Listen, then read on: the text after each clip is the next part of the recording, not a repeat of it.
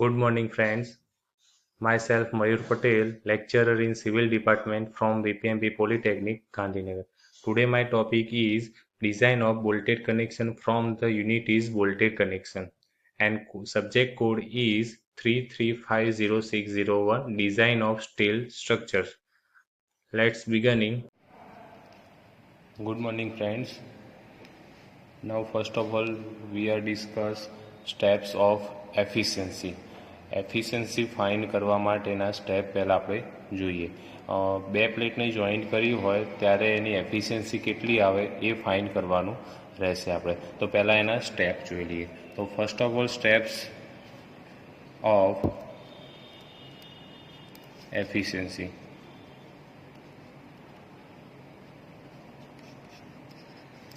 તો એક્ઝામ્પલમાં શું આપેલું હશે એ જોઈ લઈએ.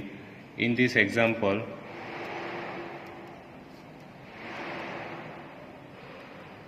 plate size,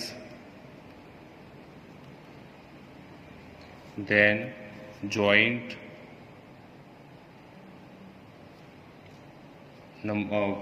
pitch, diameter of bolt are given. Calculate efficiency of the joint ઉપર એફિશિયન્સી ફાઇન્ડ કરવાની છે. તો step number 1 is write given data. First of all write given data એટલે કે જે તમને એક્ઝામ્પલમાં આપેલું છે એને મેથેમેટિકલ સ્ટેપમાં તમારે લખી દેવાનું રહેશે. Then step 2 calculate shear capacity of bolt.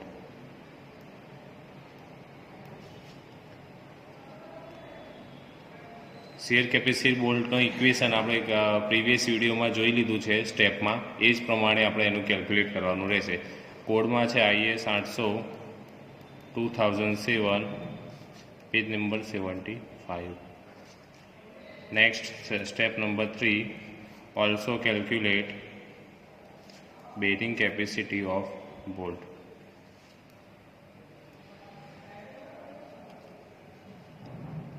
એ પણ આપણે ગયા વિડીયોમાં જોઈ લીધું છે. એ પણ કોડમાં આપેલું છે IS 800/2007 પેજ નંબર 75. નેક્સ્ટ આ સ્ટેપ તો કોમન છે. હવે જે બે સ્ટેપ હશે એ નવા એડ થયેલા છે. તો ફોર્થ નંબરનું સ્ટેપ છે strength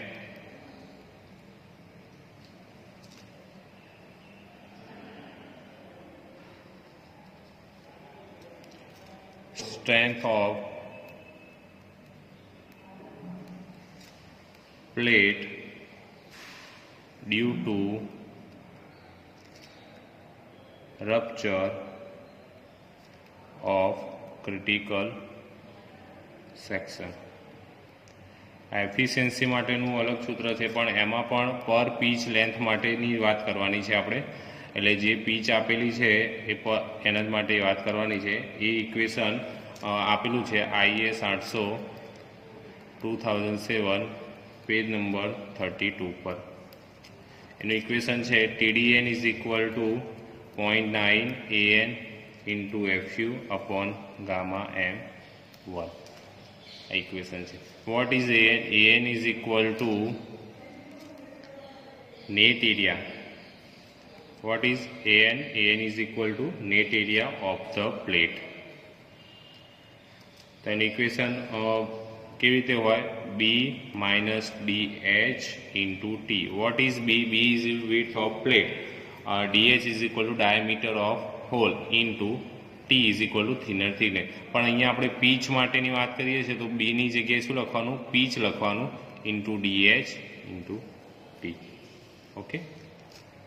then gamma M1 is equal to partial safety factor, એ જે પેજ નંબર 30 ઉપર આપેલું છે. Okay. And FU is equal to ultimate tensile strength tensile strength of plate કેટલી હોય છે? Always 410 newton per mm square.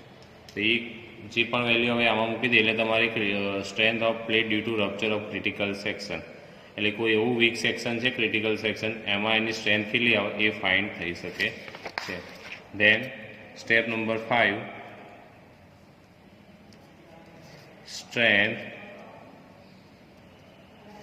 of solid plate per pitch length. એટલે pitch length માટેની જ વાત છે, પણ કોની વાત છે? Solid plate. તો સોલિડ પ્લેટ માટે શું આવે? Totally plate. તો એનું ઇક્વેશન શું થાય? TDG is equal to 0.9 A into FU upon gamma M1. EG લખો તો પણ ચાલે. તો EG ઇઝ ઇક્વલ ટુ શું થાય? Gross area.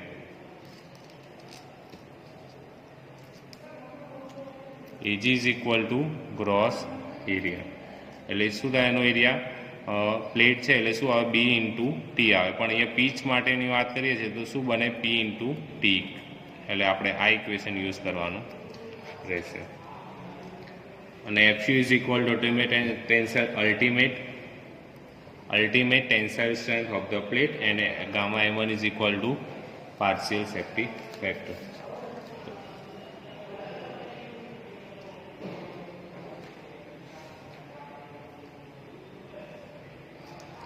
Next, step number 6,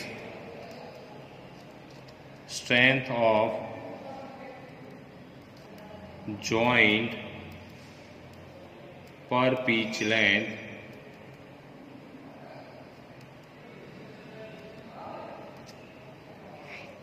તો શું બને? તો આ smaller value of VDSB means કે shear capacity of bolt, bearing capacity of bolt and strength of due to rupture of critical section. આ ત્રણમાંથી જે નાની વેલ્યુ હોય એ તમારી strength joint per pitch length મળે. And last step number 7, efficiency of the joint. એને eta વડે દર્શાવવામાં આવે છે. તો એનું ઇક્વેશન બનશે eta is equal to strength of joint per pitch length upon strength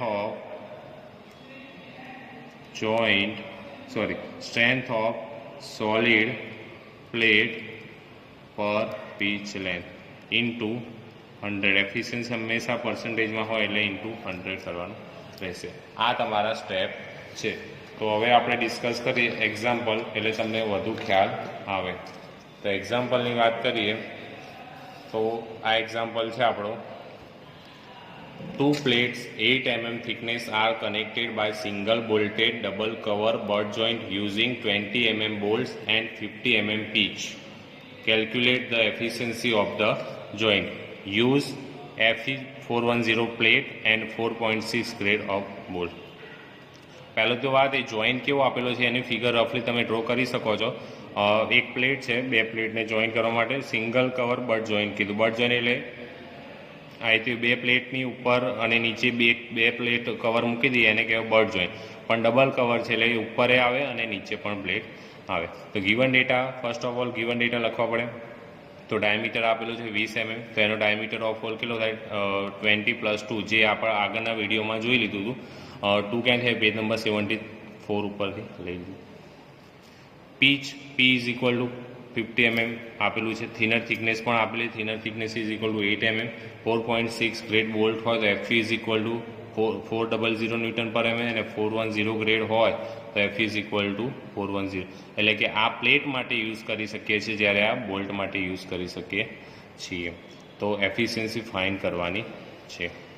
તો ફર્સ્ટ ઓફ ઓલ પહેલું સ્ટેપ છે શિયર કેપેસિટેબલ, જે પેજ નંબર 75 પર આપેલું, જે કયા વિડીયોમાં આપણે જોયું હતું. તો એનું ઇક્વેશન છે VDSB is equal two VNSB upon gamma MB.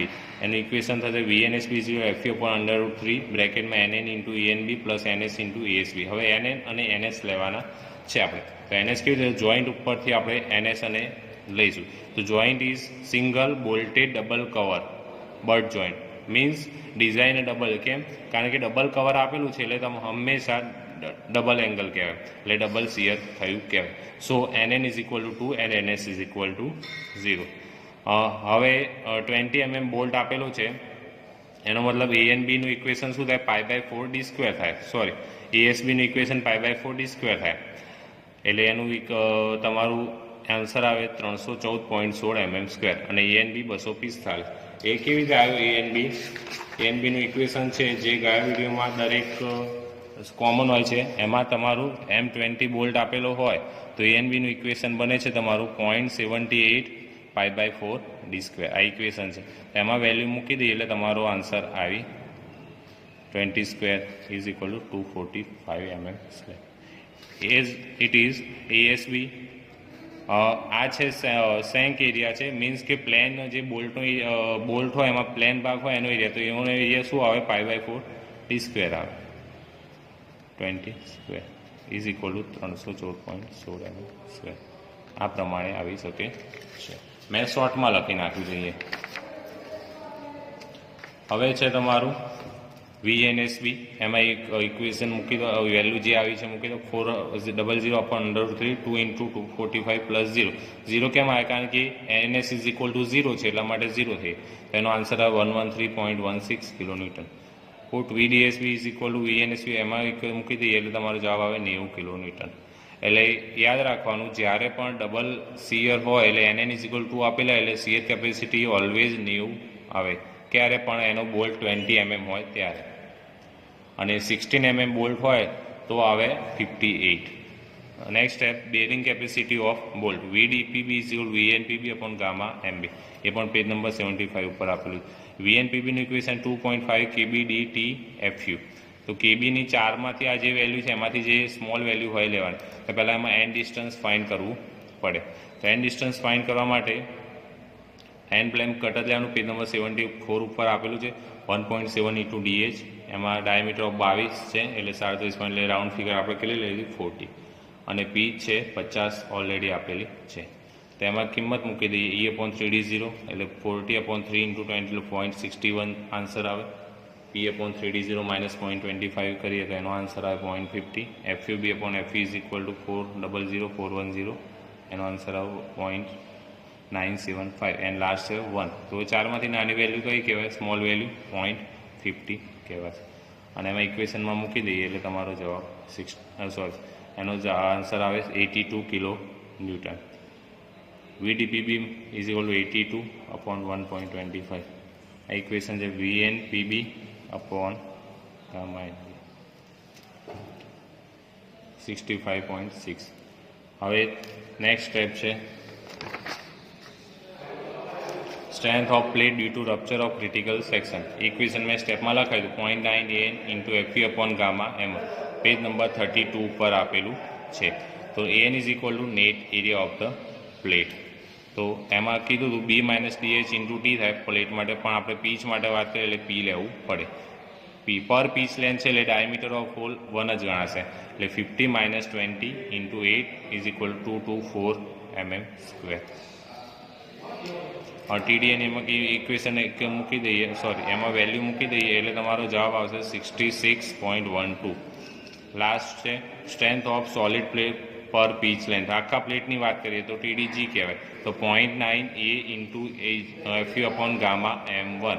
તો 0.9 400 × 410/125. તો આન્સર આવે તમે 118.08 kN.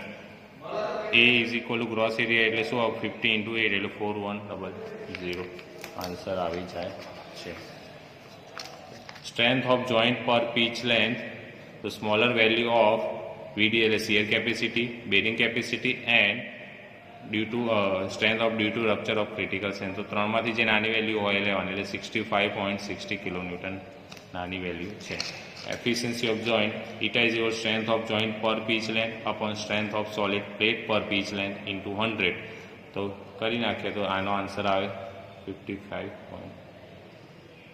55.55%. આ તમારો આન્સર છે. એટલે વોલ્ટેજ કનેક્શનમાં આપણે બે પ્રકારના એક્ઝામ્પલ આવે છે. એક નંબર ઓફ બોલ્ટ ફાઇન્ડ કરવાના અને સેકન્ડ છે એફિશિયન્સી ફાઇન્ડ કરવાના. એક્ઝામ્પલમાં મોસ્ટ આઈએમપી છે, તો તમે આ તૈયાર કરી દેજો. Thank you.